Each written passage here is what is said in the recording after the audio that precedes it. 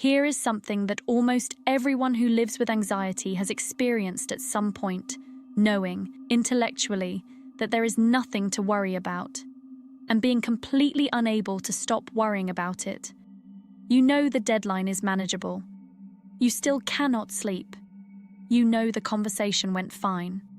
You still replay it at 2 a.m, finding new evidence that something was wrong. You know the health symptom is almost certainly nothing.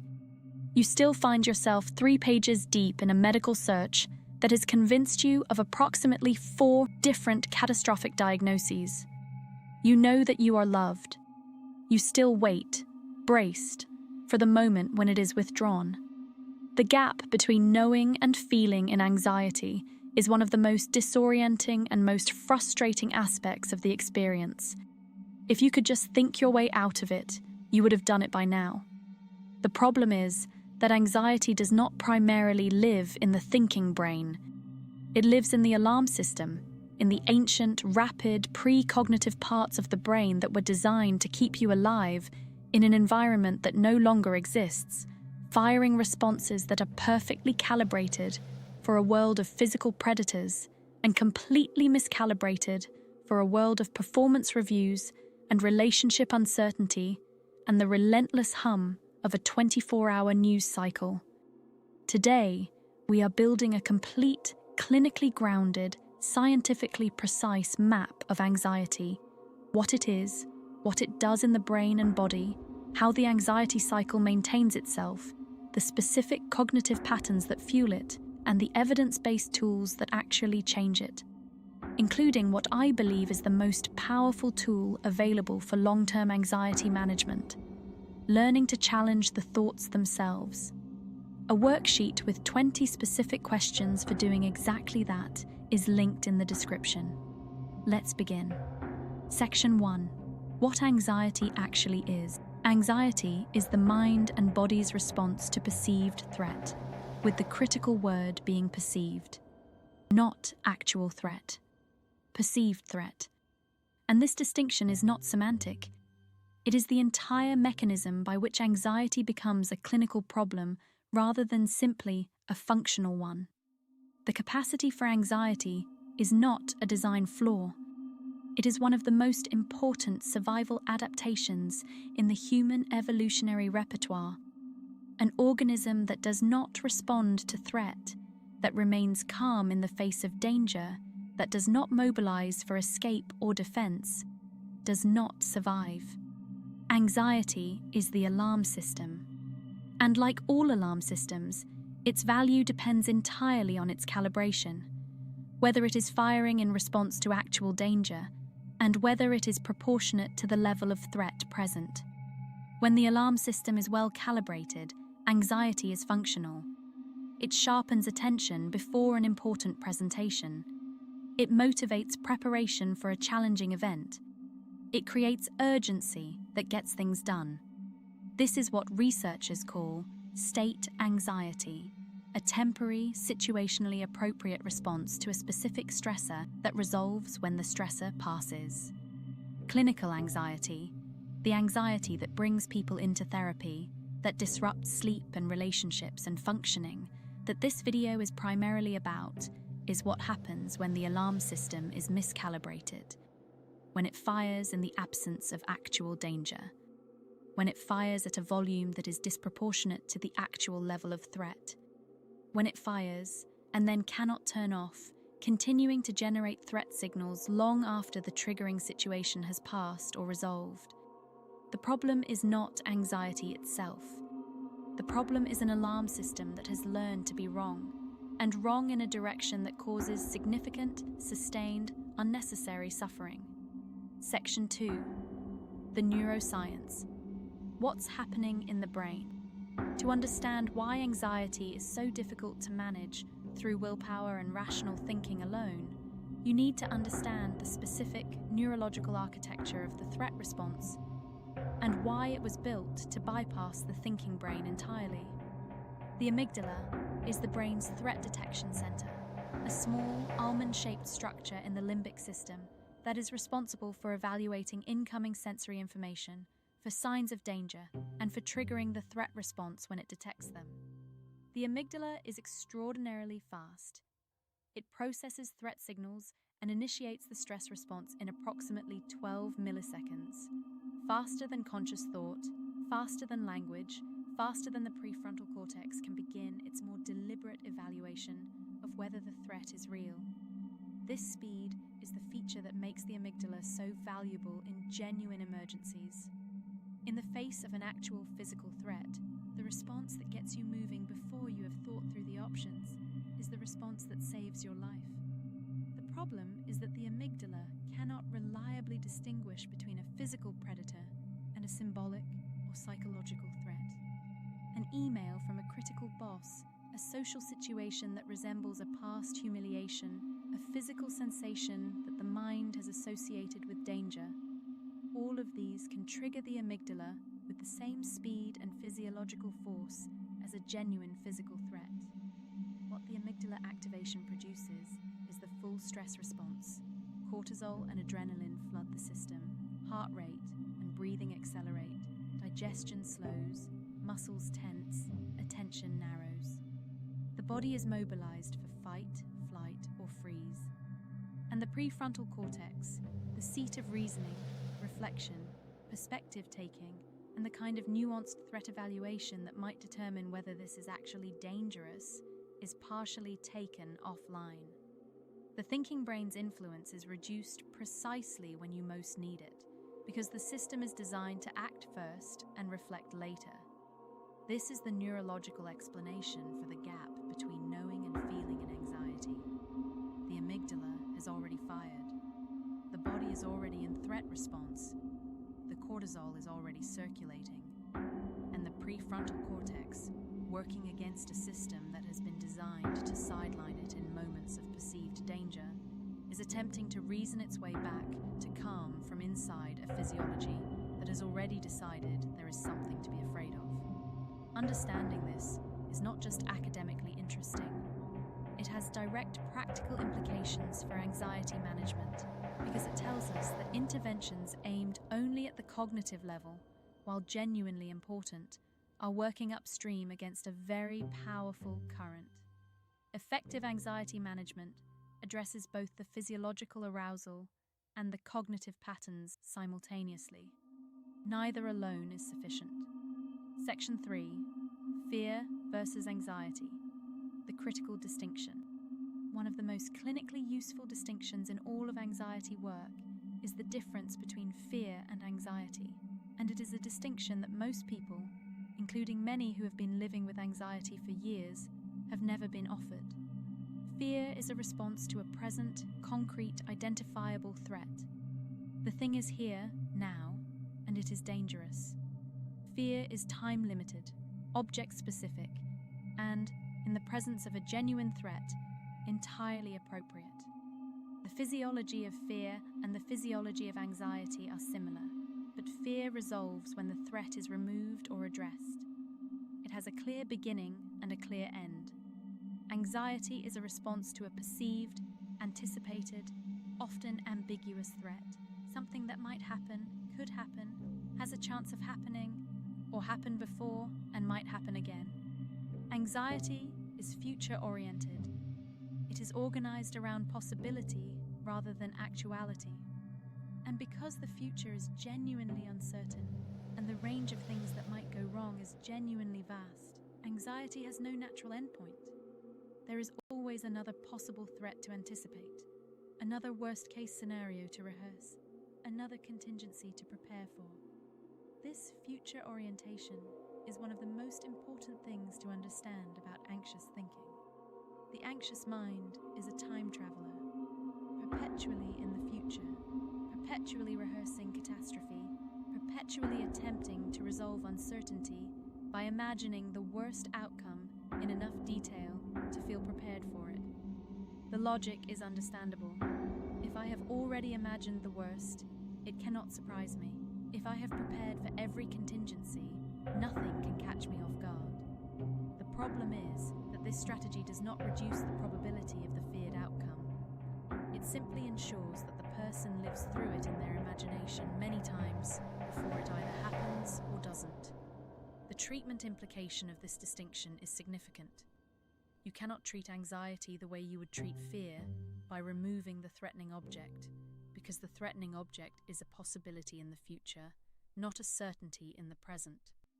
What you can do is change the relationship to the uncertainty itself, to develop the capacity to tolerate not knowing, to distinguish between genuine threat and anxious projection, and to bring the thinking brain back online as a genuine collaborator in assessing what is actually true.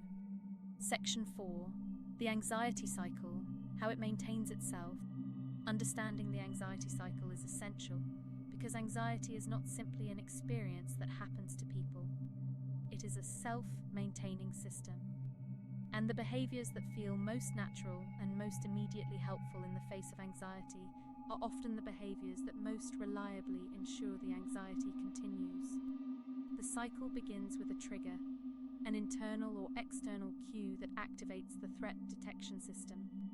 This can be an event, a situation, a physical sensation, a thought, or even the memory of a previous anxiety experience. The trigger activates the appraisal, the rapid, often automatic evaluation of whether this is dangerous. In the anxious brain, this appraisal is biased. It consistently overestimates the probability of negative outcomes and underestimates the person's capacity to cope with them. The biased appraisal generates the anxiety response, the physiological arousal, the intrusive worried thoughts, the urge to do something to make it stop. And here is where the maintenance behaviors enter. The most common maintenance behavior is avoidance, not doing the thing that triggered the anxiety, not going to the situation, not sending the email, not having the conversation. Avoidance provides immediate, reliable relief. The anxiety drops, and the brain registers this relief and draws precisely the wrong conclusion. The situation was dangerous. The avoidance was necessary. The pattern is confirmed. The next encounter with the same trigger will produce the same or greater anxiety because the avoidance has prevented the brain from learning that the trigger was not actually dangerous. Reassurance seeking is a second maintenance behavior. Asking others to confirm that everything is okay, that the feared outcome is not likely, that the person is not in danger. Like avoidance, reassurance provides temporary relief and long-term maintenance. The brain does not learn that it can tolerate uncertainty. It learns that relief comes from external confirmation, and the threshold of confirmation required to produce relief tends to rise over time, requiring more and more reassurance to achieve the same reduction in distress. Safety behaviors, the subtle actions taken to prevent the feared outcome while still engaging with the triggering situation, are the third maintenance mechanism. The person who attends the social event but stays near the exit, who gives the presentation but over-prepares to the point of exhaustion, who enters the relationship but maintains emotional distance as insurance against hurt. Safety behaviors allow partial engagement while preventing the full learning experience that would actually update the alarm system.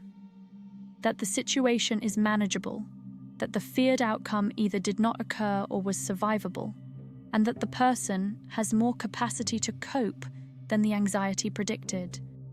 And worry itself, the cognitive activity of running through worst-case scenarios, functions as a maintenance behavior. Worry produces the illusion of control. If I have thought through every possibility, I am prepared. But the research on worry is clear. It does not improve outcomes. It does not reduce the probability of negative events, and it maintains anxiety by keeping the threat active in the mind, rather than allowing the nervous system to return to baseline. Section 5. The cognitive distortions that fuel anxiety. The anxious brain does not think neutrally. It thinks through a set of systematic biases, cognitive distortions, that consistently tilt the interpretation of ambiguous information in the direction of threat. Identifying these distortions is not just academically interesting.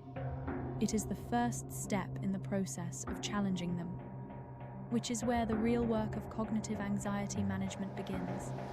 Catastrophizing is the most characteristic anxious distortion, the automatic jump to the worst possible outcome. The headache is a tumor. The delayed text is the relationship ending. The one critical comment in a sea of positive feedback is the definitive evidence of incompetence. Catastrophizing takes a genuinely uncertain situation and fills the uncertainty with the most threatening possible content, then treats that content as if it were fact rather than projection. Probability overestimation is catastrophizing's close companion, the consistent overestimation of how likely the feared outcome actually is.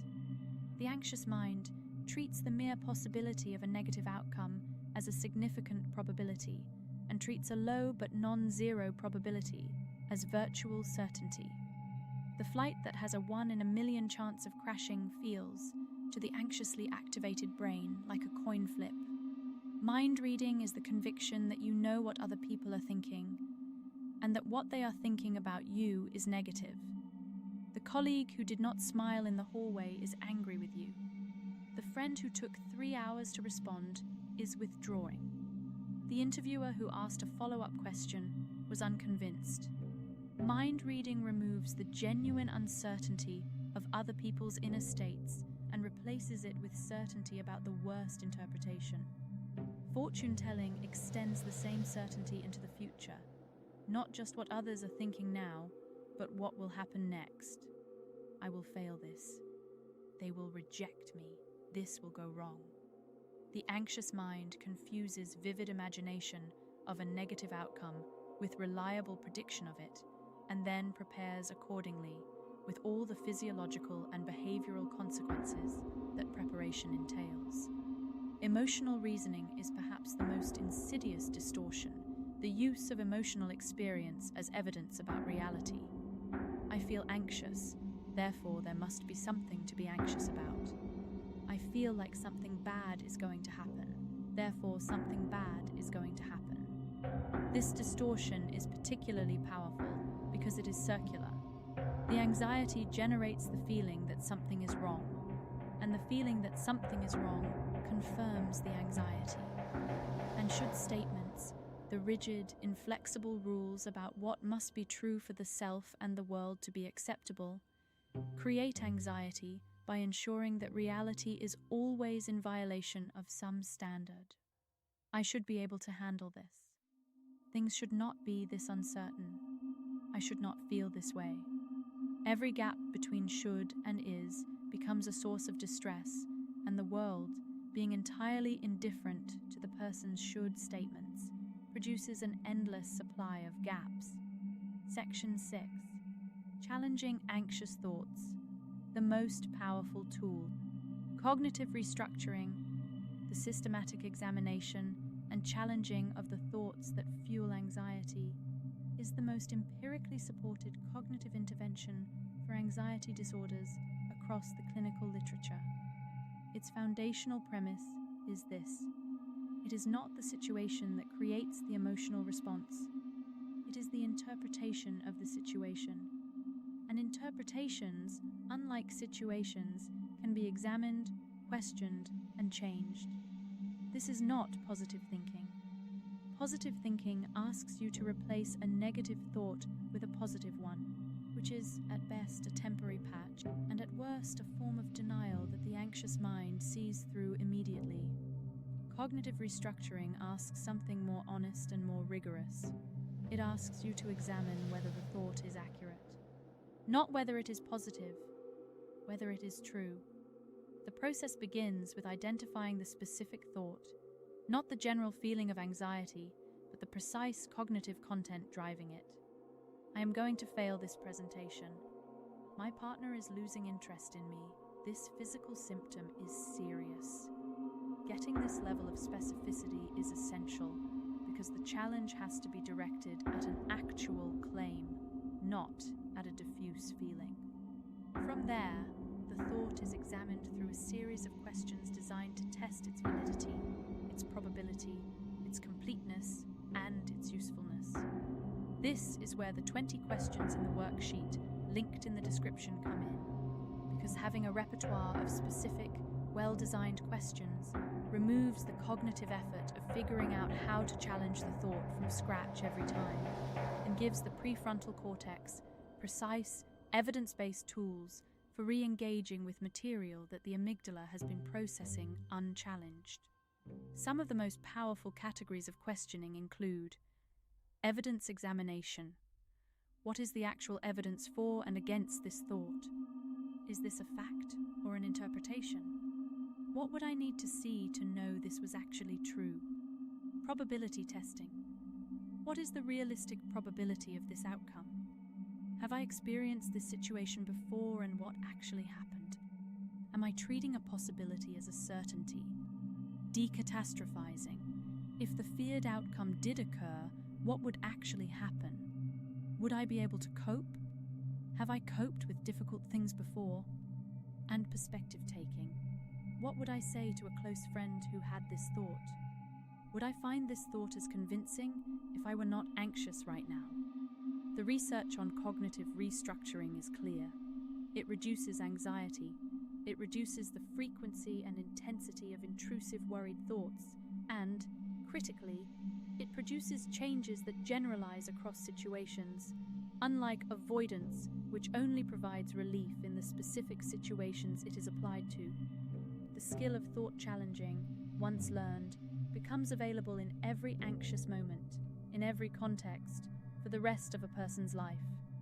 It is the most portable, most versatile, most durable tool in the anxiety management toolkit. For therapists, cognitive restructuring is most effective when it is practiced in session and between sessions, when the specific distortions are named rather than addressed generically, and when the client is supported in developing the habit of questioning the thought rather than simply accepting its verdict. The 20-question worksheet provides exactly this: a structured, ready-to-use tool for both in-session work and independent practice. Anxiety is not a character flaw.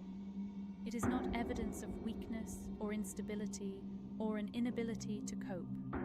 It is an alarm system, sophisticated, fast, and extraordinarily well-designed for a world that no longer exists, that has learned to fire at the wrong things, at the wrong volume, and without an off switch.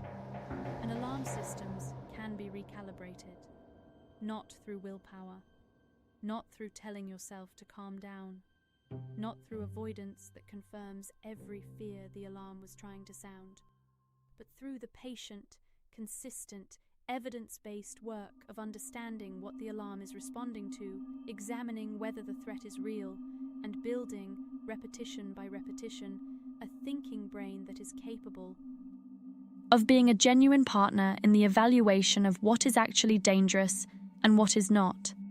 That work is available to you. It is learnable. It is practiced. And the 20 questions in the worksheet linked in the description are 20 of the most powerful starting points for exactly that practice, designed to be used in the moment when the anxious thought has arrived and the amygdala has already fired, and the prefrontal cortex needs something specific and precise to work with. If this video gave you a clearer picture of what has been happening in your brain, share it with someone else who needs that picture. And I will see you in the next one.